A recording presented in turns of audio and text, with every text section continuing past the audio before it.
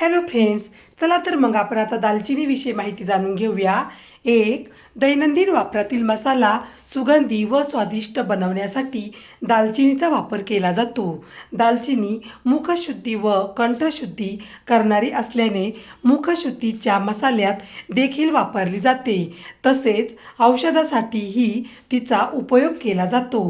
2, दालचिनीची झाडे सिलोनमध्ये मोठ्या प्रमाणात होतात.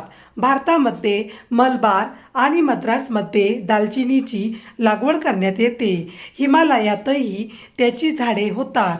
दालचिनीची झाडे साधारण 7 ते 8 फुटापर्यंत उंचीची असतात. 3, दालचिनीच्या झाडाच्या सालीलाच दालचिनी असे म्हणतात. 4, दालचिनी पूर्वी चीनमधूनच येत असल्याने तिला दालचिनी असे नाव पडले आहे.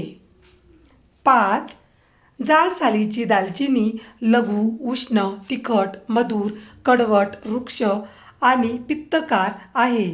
ती कफ, वायू, कंड, अपक्व, रस व अरुची नष्ट करणारी, हृदयरोग, मूत्राशयाचे रोग, मूळव्याध, कृमी, सर्दी दूर करणारी तसेच वीर्यवर्धक आहे.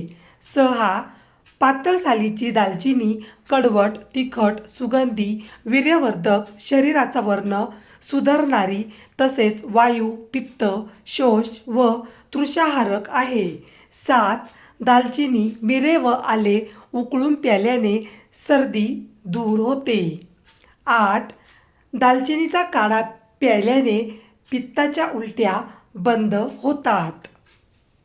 9, दालचिनीचे सेवन केल्याने अजीर्ण, उलटी, मळमळणे, पोटात कळ येणे, पोट फुगणे हे विकार दूर होतात. तसेच दालचिनीच्या सेवनामुळे स्त्रियांचा मासिक रक्तस्राव साफ होतो व गर्भाशयाच्या संकोचनास मदत करते. 10, दालचिनी पाण्यात उगाळून गरम करून कानशिलावर लेप केल्याने किंवा दालचिनीचे तेल किंवा दालचिनीचा अर्क कानशिलावर चोळल्याने सर्दीने दुखत असलेले डोके थांबते. 11, मध आणि दालचिनी पावडर आपल्या घरात फक्त कामानिमित्त वापरली जाते. आजपासून असं न करता मध आणि दालचिनी पावडर ही तुमच्या घरात आणून ठेवा.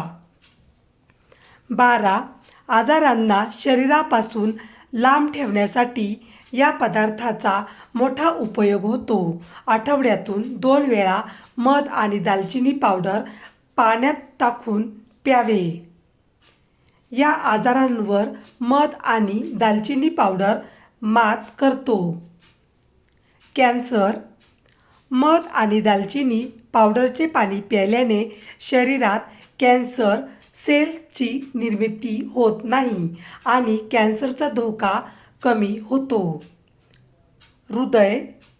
शरीरातील कोलेस्ट्रॉल कमी करण्यासाठी मध आणि दालचिनी पावडरचे पाणी अतिशय उपयोगी पडते. या पाण्याने हृदयरोगाचा धोका टळतो. फॅट.